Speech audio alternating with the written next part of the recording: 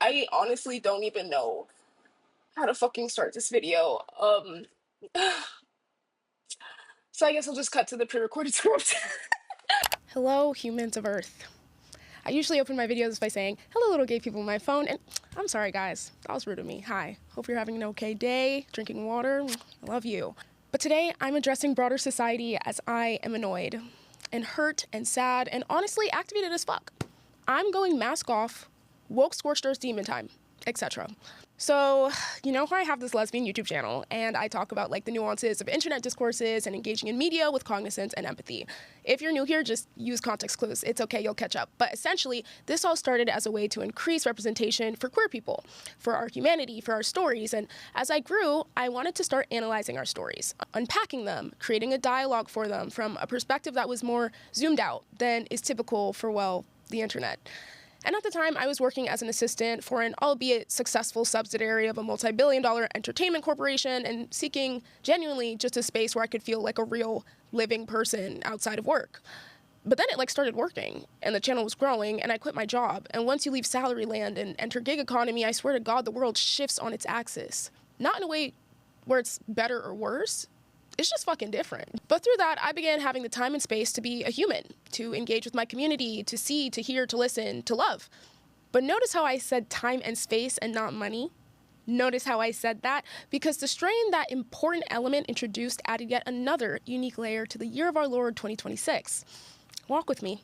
I'm finding it. I'm gonna loop it back around. Take my hand, come. What I'm saying is, yes, the title was pseudo-clickbait. This was not my genius evil plan all along, but the way the cards have been laid out in front of me, I quickly realized, to me, this channel was about more than just lesbians. And that's crazy for me to say because I fucking love lesbians. That's like my whole thing. But as I continued to cover stories about like financial fraud in a trans wrestling organization or schemes and sometimes crimes of sapphic influencer couples or the dogpiling of conventionally attractive lesbians or people who low-key chose to be a lesbian, I kept hitting the same fucking things. The same fucking mind-numbing, deeply obviously human things. Selfishness, self-hatred, exploitation, individualism, capitalism, hierarchy, patriarchy, leftist buzzwords, yes, haha, to those of you straight men I would presume who somehow find my videos and leave those hate comments, just comment and go. I genuinely don't care. I can't do ABCs of human decency and respect and vocab flashcards today. So please. And I apologize if I'm coming across crude and also for this being the longest fucking preamble to a thesis ever, but I'm nearing 25 and my frontal lobe is swollen boots. Like everything I've ever experienced is beginning to make sense and integrate into itself into this delicious little jambalaya of hellfire and damnation, but I promise I'm trying my absolute hardest to keep my tone neutral. Because as much as some of y'all... I know there are some of you who are with me and have been with me and truly hear me and feel aligned with me, and I appreciate you in such a deep and potent way. Not as followers, but as humans, like genuinely. Thank you. You give me hope. Which brings me to my grand revelation.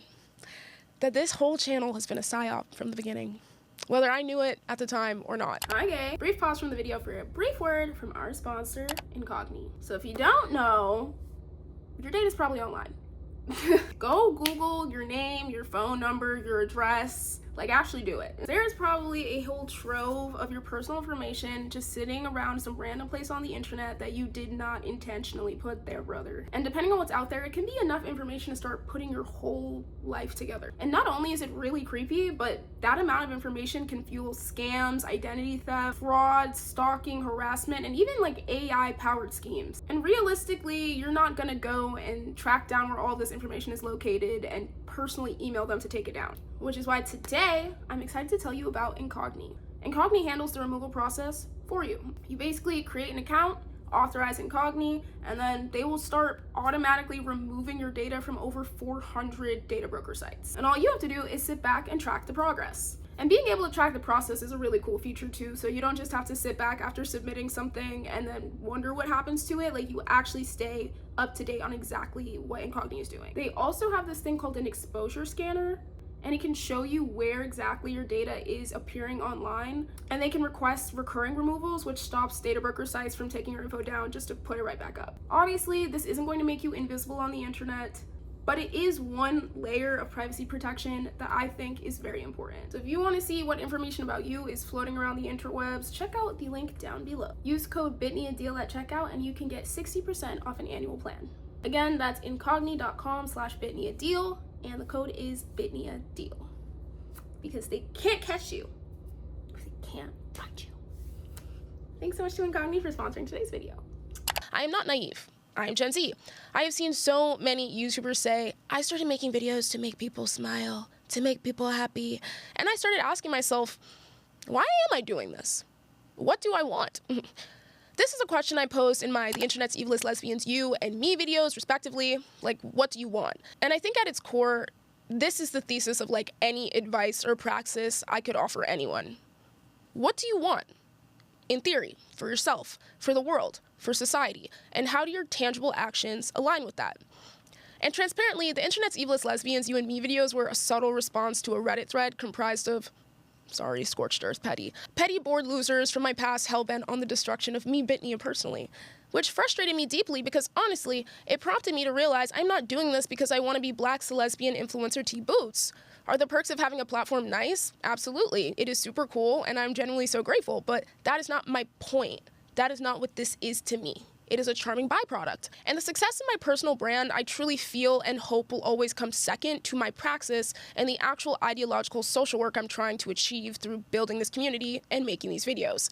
And to those Reddit people, in short, regardless of whatever you choose to weaponize against me as a person, you are not and never will be my enemy. We can throw stones at each other and pick apart each other's morals literally for the rest of our lives, and if you want to, feel free. But it is an inefficient and ineffective use of time when I know we are socially and ideologically aligned. We share the same fears. We hate the same system. I can no longer waste energy trying to get you to respect the words I give to the world, regardless of the fact I know you agree with them, just because you resent the fact they are coming from me. When transparently, y'all don't even know me for real. Anyways, I do realize I still have not gotten to my thesis yet. My bad. All that to say, I made those videos because the lesson of Laura and Raleigh is not that they are uniquely evil and bad, it's that they wouldn't exist if we did not prop them up as a distraction tactic to cope with the woes of our own horrible relationships. The lesson of my video on the white bisexuals, or Anasia Okalu's entire social media presence, frankly, is not that any of them are truly evil and irredeemable, but that profiting off of a community you claim to represent only to dismiss or denigrate or misrepresent them is disingenuous. That the conventionally attractive lesbian discourse is only annoying in a society where we place value on attractiveness as a facet of morality. That all of these seemingly petty, trivial discourses are products and perpetuations of fascism, patriarchy, oppression, and down the line, imperialism, genocide, while simultaneously being distractions from them, or placeholders or apt receptors for our feelings of powerlessness about these things.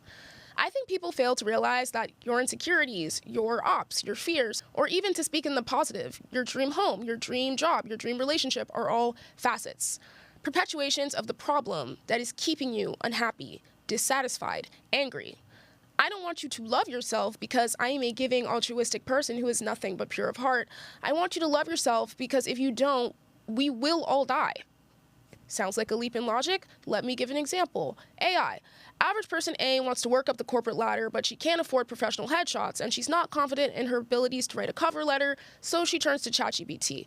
Boom, headshot, boom, perfect cover letter, and she doesn't support AI, of course, but just so she can get employed, so she can support her family, her cat, herself. Give herself the life she wants. Now times that by 1 million people, and how much water was just used fueling the power centers that run that programming. Average person B just hates his nose. He got bullied in his youth for it, and now that he's an adult, he just wants it changed so he can feel good about himself and maybe just finally bag a baddie. So he gets a nose job, and he bags a baddie. And then they have a daughter, and she has his old nose. He can't say it, but he secretly resents her for it her entire life, always pressuring her to be better, work harder. Her first caretaker taught her she wasn't good enough as she was, so she searches for love wherever she can get it, and finds it in some man with his own story of self-hatred and feelings of inadequacy, and he kills her. Or no, let's say she lives. She's battered and traumatized and finds herself addicted to the pain meds they gave her in the hospital, thus fueling our fucked mental health system or the opioid epidemic.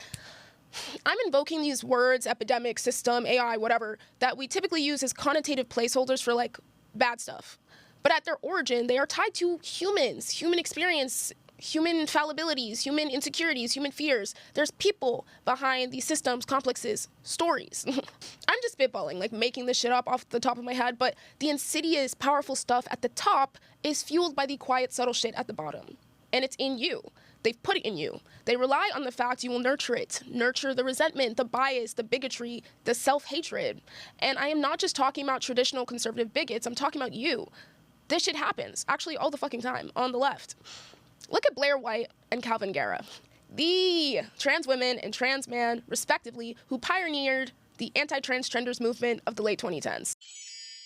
A lot of the same beliefs on like transgenders and non-binary and all those types of things. So have you guys ever noticed that trans-trenders, they always pick names that like aren't gender specific? Like most of the trans guys I know will pick a name like Calvin or Connor or Fred. I don't know, like a male name. Well, every single time I've motherfucking seen a trender, they pick a name that's like Willow. This is why right-wing conservatives don't fucking like us, because they see this bullshit. And all these cringy SJWs and detransitioners who do this shit, like, push the trans agenda back even more. You just make us look stupid. I love being called disgusting when literally, like, I'm not disgusting. Like, all these people look the same. They have greasy, like, dyed, disgusting, like, broken hair. You know, I don't even know why I'm laughing. Like, I'm honestly laughing because this is so ridiculous, and I just know that this person is not trans. I can think of maybe why you hate your body, and I don't think it's because you're trans. A movement defined by vitriol and disgust against trans-identified people who didn't fit the binary. A binary that Calvin and Blair didn't themselves create, but felt compelled, by born this way ideology or not, to adhere their identities to in order to feel valid and worthy of, like, respect and basic human decency, which obviously meant anyone who claimed to share their identity but did not adhere to the structures, social norms, physical attributes, and behaviors that permitted them access to, like, basic human decency was a threat to them personally, and of course everyone liked them. So these two figures blow the fuck up. ContraPoints has a whole video about it called Cringe, and it's a great watch to get into the idiosyncratic details of this particular spectacle on the queer interwebs. But altogether, this era was not unique. We saw the same thing happen in a lesbian context just earlier this year with the Loki I Chose to Be a Lesbian article by my friend, Malavika Kanan. Obviously, this article brought up a lot of feelings about the validity of political lesbianism, the fluidity of bisexuality, the ethics around label usage, privilege, race even. Many think pieces were made, including mine, The Internet's Evilest Lesbians You, which people hated, because altogether what that entire discourse was about unpacking the Born This Way argument. Obviously, as someone who doesn't and has never truly experienced genuine attraction to men, I get the Born This Way argument. I understand the safety it's afforded us, the comfort in the simplicity, but more than I care about making my own experience digestible to the general public or even to myself, I care about human rights. And you think I'm dragging it, but I'm not. And my point is not to say you need not have different views on sexuality or gender, but more so pointing out that the people we choose to attack on the basis of threatening the Born This Way ideologies that grant us basic human rights are not the actual threat. I need everyone to understand, like, really listen when I say this. We, especially us Americans, are all living by and adhering to the rules of a social system that does not serve us. From chattel slavery, to women not being able to work or vote, to trans people being banned from the military. I'd assume you don't agree with those things, right? Feel those things are morally wrong. There's an institution much larger than us all that has ingrained and indoctrinated itself into our culture and our minds in ways larger than any one person can even truly grasp, I would argue. That fat is bad. Oh, but we've now progressed to where it's not PC to say fat anymore, so plus-sized. It's still bad, though. So get on Ozempic. That kinky hair or protective styles like box braids aren't work-appropriate, so perm your hair, even though studies have shown it decreases fertility rates in black women who also already have a statistically higher chance of dying during childbirth. Being a childless woman makes you a lonely cat lady, so have some kids as soon as you can, even if your marriage is unstable, even if you don't want to or can't provide for that child because of your financial situation, because you may not have abortion access. So in that case, just put the baby up for adoption and potentially into the historically broken and corrupt foster care system in this country. Or maybe they'll find a good adoptive family, but the issues with their identity and sense of self imbue them so deeply they need therapy or struggle with depression and end up needing intensive mental health or addiction treatment, which brings us to, oh wow, the absolutely inequitable and corrupt medical industry. I just listed a whole bunch of random hypotheticals, and they may seem disjointed or like reaching in some cases, and that's fair, but I know at least one of the aspects touched something for you, reminded you of someone, maybe yourself, maybe a friend, maybe a TV show. But we know what the issues are in this country, and we know who is causing them. So why is it that we on the left, the progressives, the queer people, the people of color so frequently turn to attacking the symptoms? It is not transgenders or bisexual adjacent lesbians having ICE target trans people. It is not transgenders or bisexual adjacent lesbians trying to restrict gender-affirming care or roll back same-sex marriage or hurting you. Let me refocus and breathe. Because all of this comes back to individualism at the end of the day. You are scared of being hurt because you hopefully know at this point the system is like willing to hurt you. Like, it's public knowledge that in the 1960s, the CIA considered bombing Miami to create public disdain against Cuba. The CIA considered bombing Miami. Not to get AP history on you, but if you haven't noticed, we cannot trust our government. And that may sound like a long time ago to you, but it don't sound like a long enough time ago to me. It don't. It's just been long enough that it's able to be public knowledge so people think shit like that isn't happening now and be so fucking for real. All that being said, I am not a political scientist. I'm an abolitionist. And my point is that because that is what I believe, that is where I try my best to put my energy, to put my time. My mode of activism is seeking to psychologically disrupt the societal norms that silently act as cogs to our collective, social, ecological, and economical destruction. And truly not the destruction of Black people or queer people or women even independently, but truly any people who need to work to live. Because it truly all does come down to money. Think of the creation of race. Yes, fun fact, and yup, we're going there. Boom. Race is a social construct. Yippee. I'm loose citing because I'm off the dome right now, but I believe it was the book An Indigenous People's History of the United States by Roxanne Dunbar Ortiz that gave an apt synthesis of the construction of race as we understand it in a contemporary context. When African people were originally kidnapped and brought to the early settlements of what we now know as the United States, there was not necessarily a racialized hierarchy. There was a class divide. Poor was poor, Black or white, though those divisions did not exist as we understand them now at the time. It was through a necessity for capital that scientists sought to find evidence that Africans or Black people were inherently subservient by virtue of having like different shaped skulls that proved we were a separate species. Or similar to the indigenous peoples of America, were painted as savage due to colonialism and white supremacy, and deemed subservient by virtue of their cultures that deviated from what American colonialist settlers deemed as the correct way to be human and, like, deserve basic human rights. And thus, a racial division was born from a class-based one. White indentured servants were eventually permitted to work their way out of servitude and own land. And their descendants were now being told, oh, actually, by virtue of your birthright, you are above them. You can own them. They are not like you, all because at its core, America needed a more sustainable way to stimulate commerce. And nothing is cheaper than slavery. And I say all of this to say every division, distinction that we accept so cavalierly as dividers amongst us is arbitrary, menial, made up, and unimportant in the face of our collective opposition. The fucking rich people. I hear shit like this all the time on the left, like, fuck the 1%, fuck billionaires. It's becoming talking points and buzzwords and nothing burger soup, when we do actually all have the power to do something about society's rapid spiral into fascism and authoritarianism. And it's so simple, it's so easy, I'm about to tell you the answer. Leave each other the fuck alone. Stop petty in-group fighting about label discourses. Stop hyper-policing validity. Stop hating yourself. Grasp and truly accept the fact you can be Black or gay or trans or ugly or fat or disabled or anything that society deems as bad. And none of that should be a qualifier for you to feel disrespected or belittled or made to feel small or hated or less than or homeless or killed.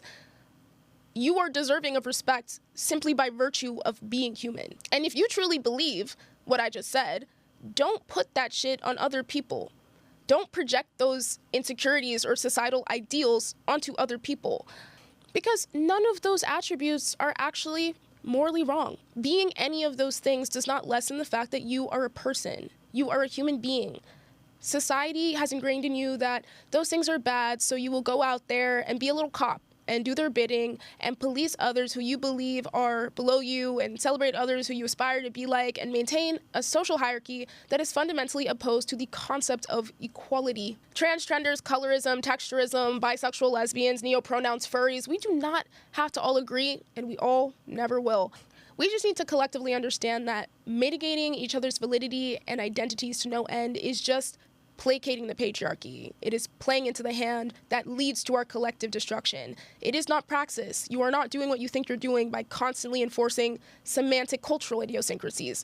You're just beefing with someone you will probably never meet in TikTok comments. There will be no finality. It is distraction, and it is a tool that the state is using to placate you into submission. If you are angry or bitter or hate yourself, it is probably because or connected to, or at least not helped by the fact you're broke. And to be honest, the actual real tangible solution is a coordinated labor strike, but we can't talk about that here. Email me. And genuinely, it's not about kindness and everyone being nice to each other. That will literally never happen. There's a girl who has actively tormented me for years in the New York City lesbian scene who was getting homophobically dragged on Twitter, bad too, viral. And I made a TikTok defending her knowing damn well that bitch hates me and was going to paint my doing so in a poor light. But I did it not because I'm God's gift to this earth, but because I hate our common enemy more. Because I knew letting her get dragged for literally just being a lesbian was going to affect far more people than just her if that rhetoric went unchecked. And because there's way more substantial shit to drag that girl for. I wrote this angry as fuck. All this to say, because our opposition is so fucking evil and disgusting and powerful and cruel, the only ways that we as queer people, people of color, women, trans people can often feel a semblance of control is to project it onto one another. And that's honestly valid. That's an understandable reaction to a fucked up situation. But it, despite popular belief, is not a solution. We look at each other because we feel we can't meet the eyes of our true adversary. And today, I want to bring them to eye level. In service of putting solidarity and shared goals before ego. Putting collective good before individual comfort. Ask yourself, is that something you genuinely want? And if you said no, click off, you're not gonna like this. But if you said yes, I am inviting you to put that to the test. Right now.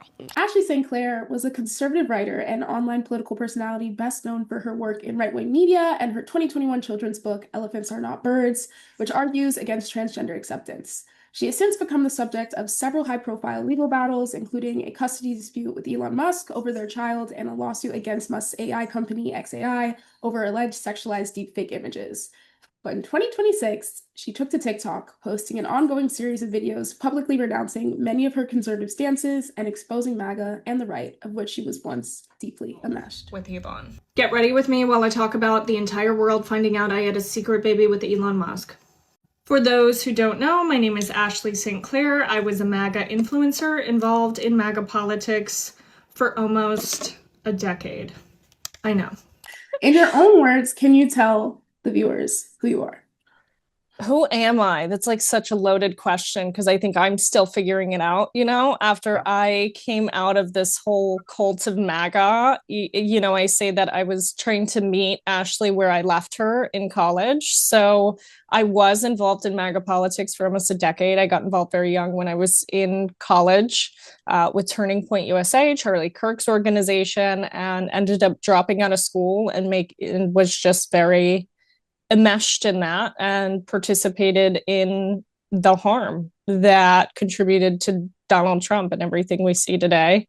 I left, and I've been on this journey to figure out why I was so unempathetic and find myself where I was at. I think becoming a mother was very like transformative for me because I'm like, wait, what is the legacy that I'm leaving my kids? They're going to have to read these things. I would never want them saying any of the things that I had said previously. And so now I finished out my undergrad. I went back to school, finished that out, and now I just started law school. So who am I? I'm trying to figure that out again.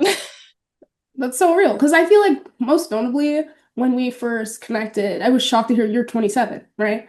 I just turned 28, a couple weeks ago. Someone had made a video. They said we're watching her prefrontal cortex develop. And I think that's true. Not that that's like an excuse for any of my previous rhetoric or behavior. And I think in that vein, I wanted to address upfront that this interview, as we've talked about, isn't about clearing your name. And I think that's something you've addressed on your own platform too, that obviously going from right-wing grifting, a lot of people have accused you of essentially switching sides and doing an opposite grift. First of all, like I've made no money off of this. There's no grifting on the left. Second of all, it's been nothing but like immense risk to my family. We had people following us for a while for speaking out.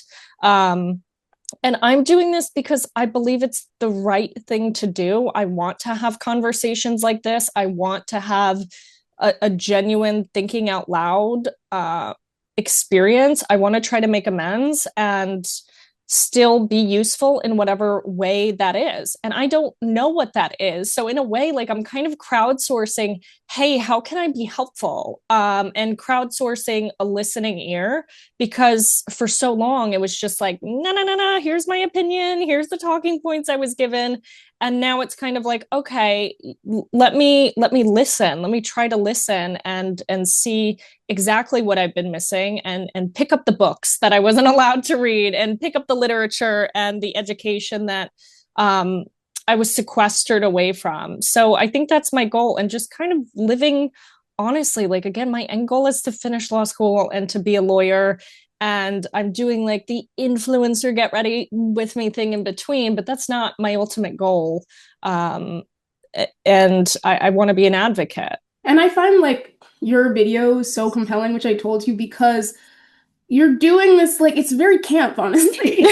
Like, I'm literally a pretty girl, and I was in Mar-a-Lago, and like, this is the tea on Kellyanne Conway, and this is the tea on like how you can be useful. Like, I wanted to have this conversation because the video this is a part of, as I kind of told you, is about, I think, deading egos of people who have shared values and aligning on what we actually want, what we tangibly want. So there's less infighting, essentially, on our side of the aisle or whatever. What does the right want? Like, what is, like, from your perspective, you know Elon Musk, you've been to Mar-a-Lago, like, what is the goals of MAGA right now? They want power and capital, and they are very afraid of the average person. I think what people need to understand is they have a lot more power than they recognize. If the average person did not have power, they wouldn't put so much force and capital behind controlling our social media algorithms and telling us to stay home and all of this stuff.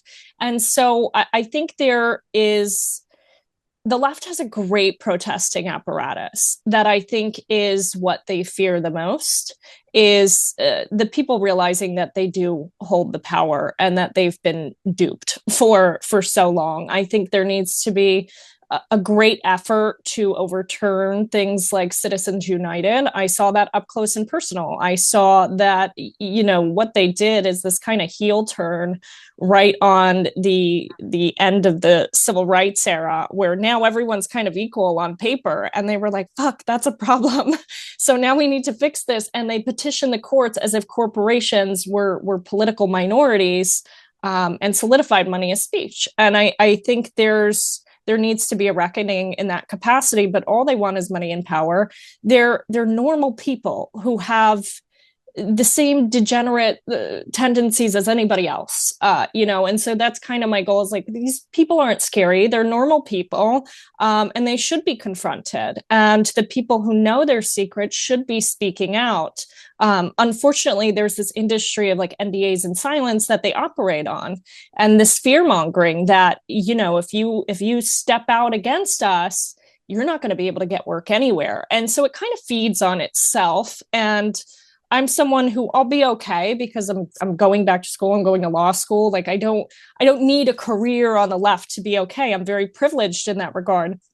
However, a lot of these people are scared to speak out and be helpful to a cause for the left because they're watching some of the reactions that people like me get, where they're not going to be welcome. Where do they go? They've now been like racist and supported this administration online for a decade.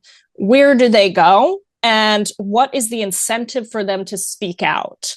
There's no incentive structure there for them to speak out. It's only, and we, of course, I take the position that you should do this with sacrifice. No matter what you lose, you should never take being materially comfortable over doing what's right. But that's really an ideal ethos that most people are not going to come to. And we have to recognize that people need some sort of safety net to fall into if they're going to speak out and take great risk. Absolutely. And I also think it's a thing that not everyone, using you as an example, needs to necessarily forgive you to understand and align with you when we have like shared goals. I think it would be very stupid for people just to trust me and forgive me right away. I think that would be against like all logic. You have to watch someone to see if they actually change or whatever. I think it would be dumb just to trust me right away. And I certainly wouldn't do that with anyone who's hurt me or has done things that I disagree with. But there's a difference between trusting and ostracizing, which, I can take it. I've been on the internet for a long time. However, I do have concerns about the other people who want to speak out and who are in my DMs, who people see every day, who are powerful figures in MAGA, who want to speak out, but they're watching. They're watching very closely. I'm like, your favorite MAGA influencer's favorite influencer.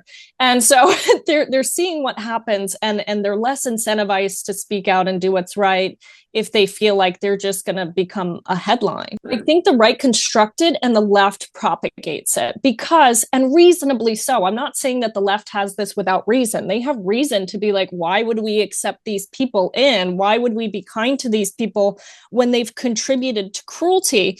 But it's kind of, this is the first time in human history. I don't think people really recognize how unique this time is, that you and I grew up with the internet and phones in this very unique digital communication ecosystem where we're still kind of figuring out the rules of social interaction and what's this and propaganda and the scale at which propaganda can be disseminated.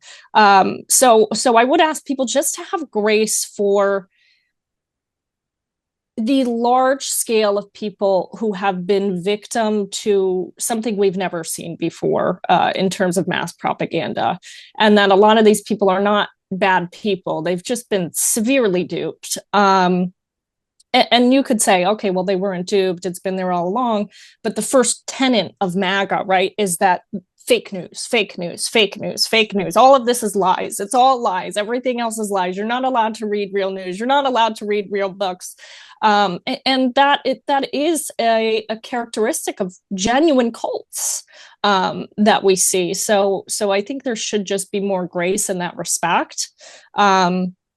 At least for the general MAGA base, not so much the people who are, the Stephen Millers of the world, but more the lower echelons. What can be a bit disheartening is like seeing, at least for me, like when I went to, I've lived everything. We lived in the suburbs of South Florida, where if you bought a new car, your neighbor bought a new car, and then we were also on public assistance and food stamps. And so I've lived everything. And then obviously I get involved with Elon Musk, and I have 7 figures in my bank account. And so, and then I turned a lot of money down, more than that down.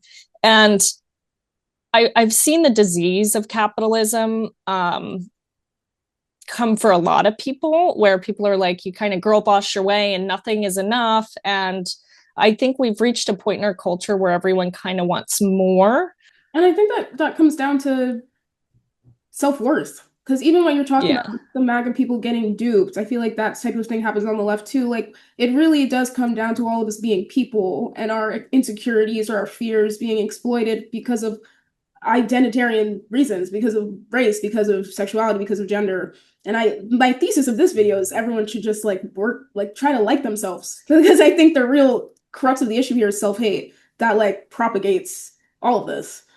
Probably propagates, at least some of the online discourse, because I know the times that I hated myself the most, I was the nastiest online.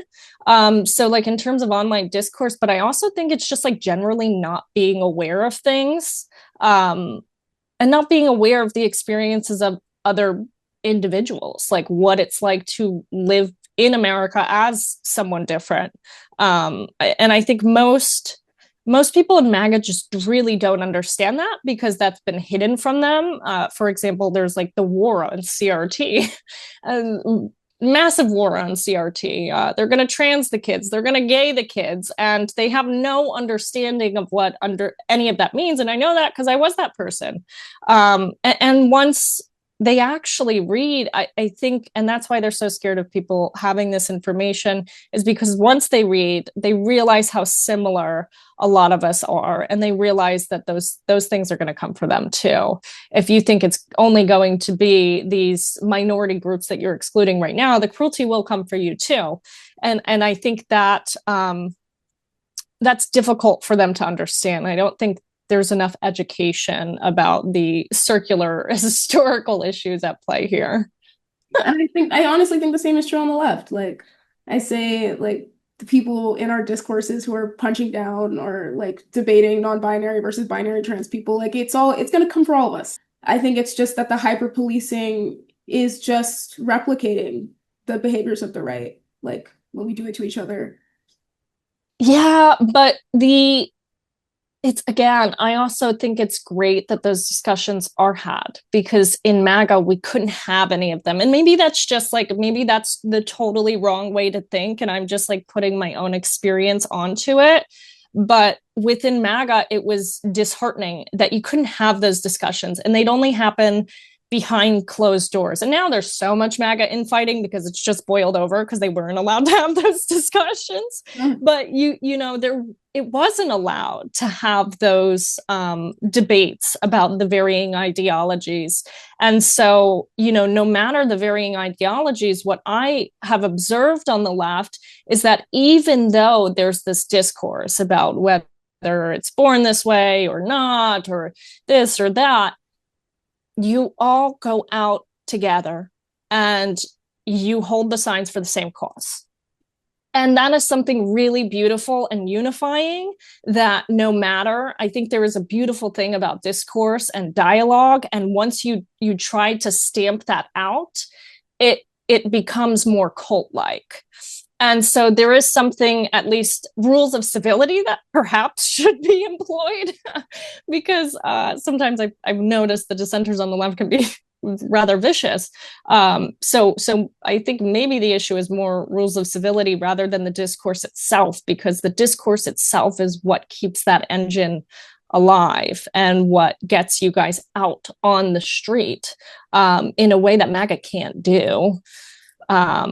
Unless they're storming the Capitol. Just, you know, I think there's like genuinely a push on the left that, you know, we have to get it together and unify.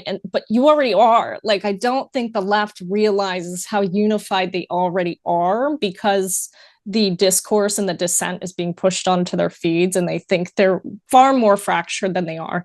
The reality is, no matter what these niche discourses and disagreements are on the left, they're all going out for the right cause. They're the ones who were out there when ICE was shooting people in the streets.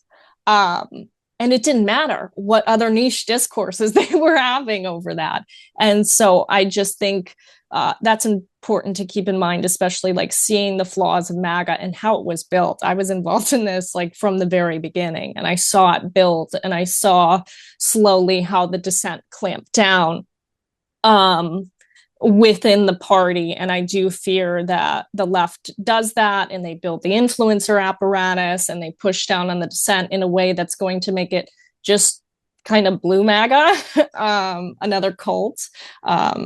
So I do, and again, maybe I'm wrong, and I just have a different view of it, like being within a movement that was so didn't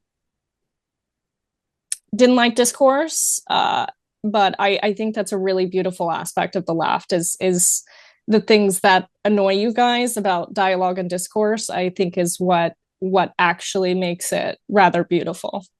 Huge thanks to Ashley for being a part of the dialogue, and huge thanks to you, honestly, if you even made it this far in the video. I really appreciate you even being open to the conversation. And more than anything else, I hope it prompts you to ask yourself, what do you really want? What world do you want to live in? And how does where you put your mind, energy, time, money contribute to that vision of the world?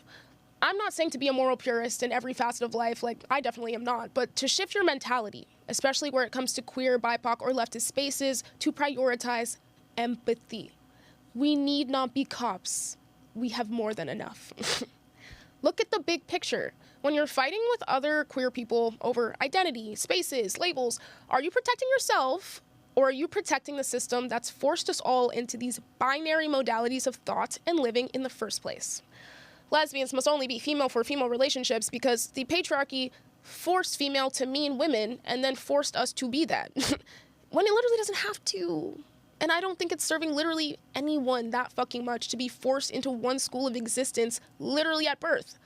But that's a video for another day. If you know, you know. But I, for one, am going to continue to put out content that aligns with that ethos, that promotes actual liberation and liberatory thought, not the fallacy of safety over a system that will eventually corrode the world from the ground, literally, to the mind. And if you fucking with that, I'll see you next week. Thanks so much for watching.